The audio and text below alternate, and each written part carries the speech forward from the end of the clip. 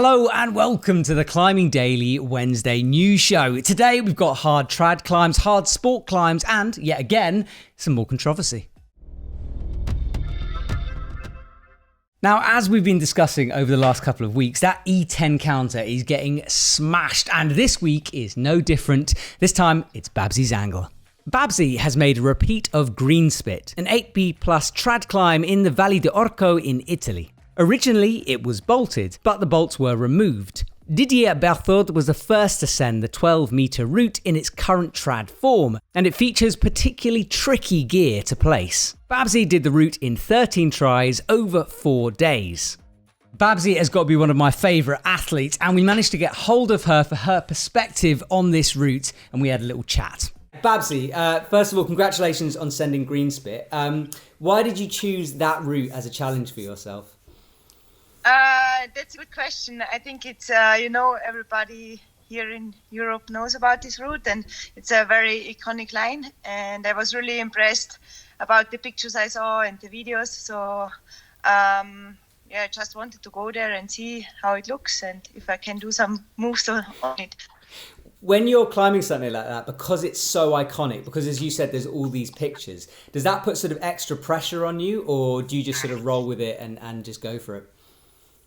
I didn't have many expectations about it, because I'm not really good in crack climbing, I think. So I didn't expect that I will send. So I had not much pressure when I tried it. At the beginning, it looked really bad. I couldn't connect any moves. And then after working on it a while, it felt way better. And then I got really psyched to try it. Congratulations, Babsy. And yeah, Jakob was sent it like a couple of days ago. Yeah, it's like Sen City on that thing, isn't it? So nice one, Jacopo, as well. You have a trivia fact on it, don't you? I have so many trivia facts on this. I don't even know why. When I first saw the route, I was like, that's so cool. I want to do it. It's impossible though, because it's 8B plus. But yeah, the guy who first sent it, Yeater, 2003. And not since then, but like a couple of years later, he just went on a climbing hiatus and he stopped climbing for 13 years and got back into climbing this summer. Whoa. Yeah. There you go. Send Greenspit become a monk. You heard it here first. Anyway, on to Spain, where a 9A has been sent by Alizée Dufresne. French climber Alizée Dufresne has made the first female ascent of Proa Fin de Aliulk extension, a 9A. She's no stranger to hard sport climbing, having done her first 8A at just the age of 13, and in 2012, she was the 4th woman to ever climb a 9A route.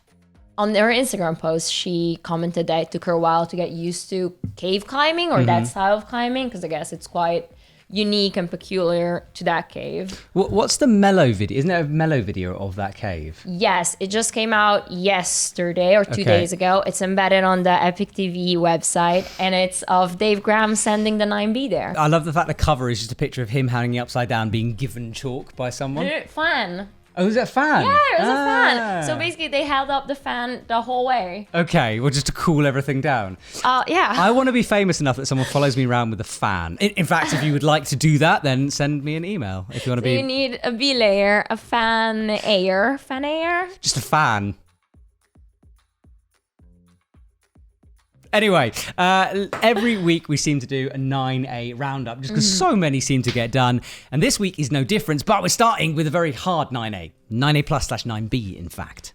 Jonathan Segrest has made the first ascent of New World, a 9A plus / 9B near Las Vegas. The crux is focused on the bottom 7 clips, although there's still another 25 meters of hard 8C above that. He tried it almost 50 times over 5 weeks. Buster Martin has climbed Hubble, a 9A at Raventor in the UK. This technical but short route took Buster 6 sessions in total. Anatoly Bossi has sent Aubage Direct, a 9A plus in Sainte-Victoire. The direct section is 9 meters of 7C plus into a very hard 6-move powerful section on crimps. Wojciech Trojan and Martin Stranek have both climbed Senzance, a 9A in the Czech Republic. Adam Ondra did the first ascent, working out all the moves after a hold broke. It features 8B / 8B plus boulder moves and 8A plus sport climbing. Carlo Traversi has made the first ascent of a 9A plus he's calling Empath. It took him 15 days to climb it, including the cleaning and bolting time. Carlo is on strong form, having done his first 8C plus boulder earlier this summer. It's 20 meters high, overhung and bouldery. Jimmy Webb has also made the second ascent of Empath. It took him 10 days to send it, making this route his first 9A plus. Nice one, guys. Smashing the 9As. That route, Empath, just looks so compression-y and it just looks like a Jimmy Webb. Bouldery. Perfect Jimmy Webb thing, doesn't it? Yeah, but bouldery, 20 meters long, 9A plus. I want to get on that. Let's go. Well, maybe next year, but let's go. Next year, definitely. Training time and all that. Yeah, well, you got the winter. Yeah, exactly. It'll be fine. Anyway, a couple of weeks ago, we reported on the drilling site that they want to do next to Fontainebleau. And here's more about the issue. A company called Bridge Oil, who specialize in oil and energy, are proposing digging 10 wells 4 kilometers away from the bouldering hub of Fontainebleau. Now, this issue has been a huge concern. We've seen it all over social media. The petition now, I'm just looking, has had over 70,000 signatures now. There's a link down below if you want to check that out. Now, someone who's at the forefront of this issue, of this debate, is Zafia. We spoke to Zafia because she went to one of the meetings yesterday. So let's have a little chat with her. My name is Zofia Rake, and I'm a climber living in the Fontainebleau forest, a small village. I've been here for almost 3 years now, and a sort of recent issue that we have been dealing with is the proposed development plan of an oil drilling platform just 10 kilometers from my house and actually only 4 kilometers from the edge of the protected Fontainebleau forest. The new development with the 10 new oil pumps would increase toxic gas emissions locally fourfold, which is quite a lot given that there are houses within 300-400 meters from the drilling site. And I have heard from local residents that if you go for a jog and you jog past the oil wells when they are in their sort of full operation, at their full operational capacity, you kind of gag from the smell of the toxic gases and also from the toxic gases that you can't smell, but they are really unhealthy for you. There is underground water in that area that spreads in many directions, including the forest. And if that water gets polluted, and the chance of pollution, even by the assessment done by this company that's going to have this development, is low to medium. Medium is quite high, right? So if that water gets polluted, like Fontainebleau forest could really suffer because of that. Because of the local campaigning from an organization called Non Forage, this issue has gained a little bit of momentum, and the French press has picked up on it, and it got presented. I'm sure the authorities in Paris were aware of it, but it really got brought into their attention. And now even the mayor of Paris, Anne Hidalgo, she expressed like a strong concern and a strong negative opinion on this project. So what's going to happen next? We are going to wait for the outcome of this public inquiry and for the outcome of all of the negative opinions on the project that have been provided by the Paris Water Authority, by the mayor of Paris, and we're hoping that this will have already an impact. And depending on what that impact exactly will be, we have to figure out the next steps and just not give up and not let it happen.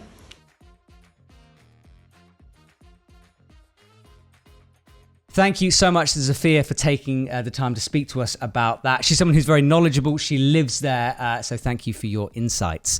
Okay, 9B counter.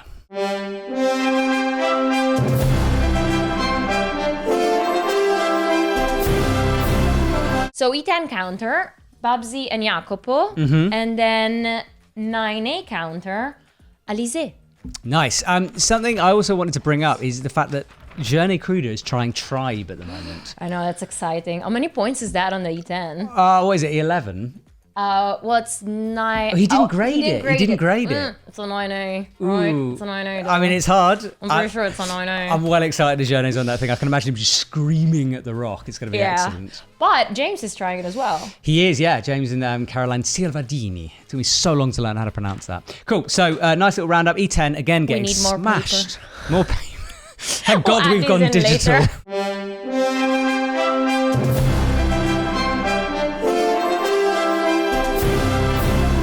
Now, before I moved on to Mejas and shop stuff and all that stuff, I wanted to talk about the Frankenjura because there is I don't want to call it a war. I don't want to hype this up, but it is sort of a war of words and actions taking place in the Frankenjura at the moment.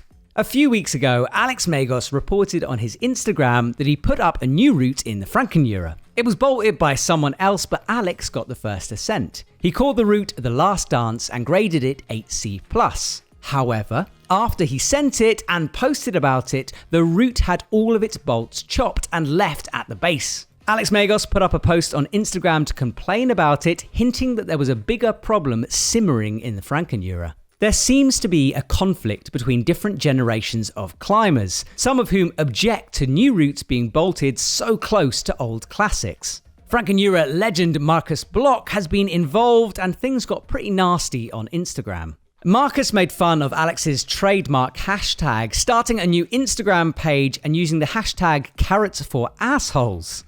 There were some interesting posts on that account, although it is now private. Alex Megos responded by calling another new route You Will War. This is an interesting issue. Yes. It feels a bit childish, especially when I was reading it then. Going off on a ridiculous tangent. Yeah, it's getting full on, but there are some really serious issues going on here. There's sort of some nasty stuff going back and forth. Alex actually apologized about calling the route We Will War. Okay. He said that was the wrong thing to do to respond in that way. This is complicated. There's a very, very good sort of discussion, look at interviews on Action Talk TV. Mm-hmm. I'll stick the link down below. It is in German, switch the subtitles on. The translation is pretty good. I just wanted to draw attention to this because it's an issue that people keep messaging. God, I can't speak. Keep messaging me about, saying that it's there's this concern. There's a lot going on. Yeah, but then I saw part of that Action Talk and it was all legally bolted. The distances were kept. You know, it was like, it's a new official route.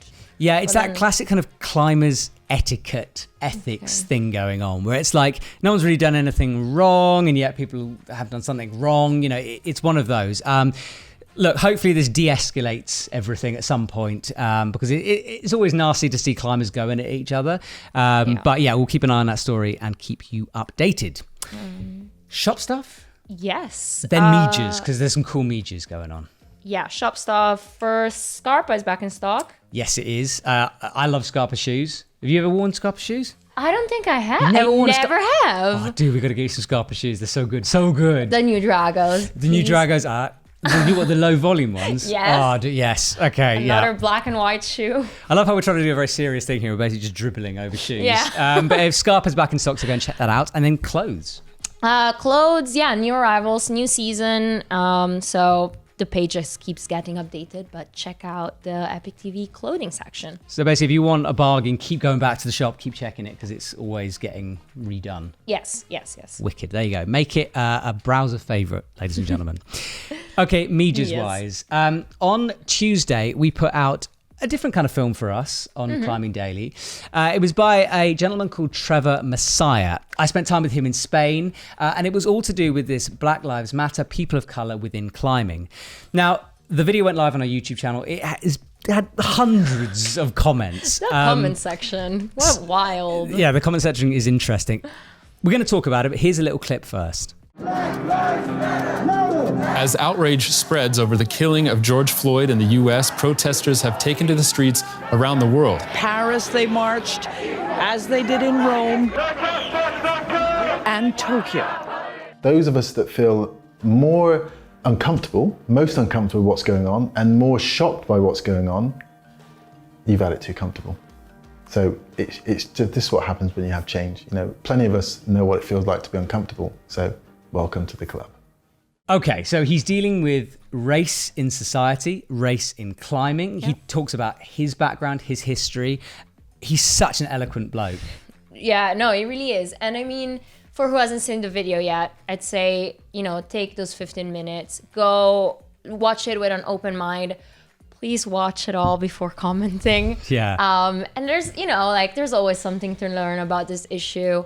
And yeah, Thank you for doing that. Well, I think it's interesting with the comments because there are, as you said, there are definitely people who have not watched that video who are responding to the comments in a way. Yeah. Just look, if you're going to comment on a video, take your time, watch the whole video, have that debate. We like debate here at EpicTV. Yeah. We're not going to turn those comments off. People are saying we should turn comments off. We're not going to do that. We feel like it's a discussion that needs to be happening, but let's be nice to each other, everyone. Let's just take our time a little bit with this one. Yes. Love, not war. Exactly. Type thing. Go and check that video out. What are we doing next? Comment of the week? Oh, yes. Comment of the week. Okay, we're going to sing? Terry, you're going to sing for us? Are we going to sing? Comment of the week. I wasn't singing. You sang. You kind of sang. That was super quick. Is that because I sort of sprung it on you? Didn't know that was going to happen. Wow, that is a huge moment in climbing. Forget all the news. That is massive. I've lost mine once again. Have you got yours? Wait, screenshots How on the come desktop page. It's hard, isn't it? Where is my... I got it. Screenshots. Every time I do this. I took so many screenshots this morning. Whoever goes first goes first. Wait, sorry. Flo, you're going to have to fill this. Damn it. Okay, Lee Goslin says Yorkshire vs. Yorkshire? Yorkshire. Isn't it a shire? Aren't we in Lord of the Rings? We are not. Okay, never mind. Wait. Give us some context. What's he talking about? No, he says Yorkshire vs. And then somebody else says, please let this be the comment of the week because it's gold. Why is it gold? Are you bringing this up because you don't get his comment of the week? No, I really don't. Okay, so it's about the E10, right?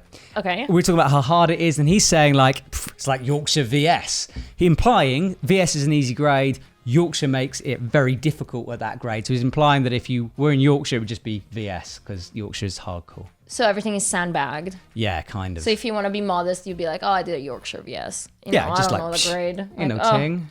Okay. Ain't no ting. Oh my gosh, what have I become? What's yours? Mine is from Muluk, and he says, petition for Climbing Daily to stop being the McDonald's of climbing media. Now, I'm confused. A controversial comment, is it? I make an excellent chip. Like hand cut, fried in a pan, a little bit of paprika over the top, salt over the top of that, perhaps some garlic in it. Excellent chips. I don't think he's talking about my chip making ability, though. Is that lunch? It's not lunch, no. Yeah, carb-heavy lunch. Look, in all seriousness, I think he's saying that perhaps we're being a bit cheap with certain things or something. The reason I wanted to bring it up is because I like an opinion. I think it's really good. Just, if you've got an opinion about the show, explain it a little bit. Because we listen to all these comments. This is your show. We make it for them. Yes. So please let us know. And if you have a criticism or a comment, we can definitely take it. Just explain it a little bit more. Otherwise... What does it mean? What does it mean? I mean, I like McDonald's, honestly. Excellent chicken wraps. Or 2 a.m. McFlurry. I have never stooped that. I've never done that. You're a lot younger than me. Student towns, That was like summer ritual. What to do after a hang? Just McDonald's. Right, 2 a.m. Yes, McFlurry. What flavour of McFlurry? Never the Smarties one. I didn't get that. Anything with chocolate. Oreo one with chocolate. There we go. You've heard it here first. That is it, ladies and gentlemen. Thank you so much for watching. We will see you next week, and all the links to everything we've been talking about is down below. So if you're interested in knowing more, check that out. Bye.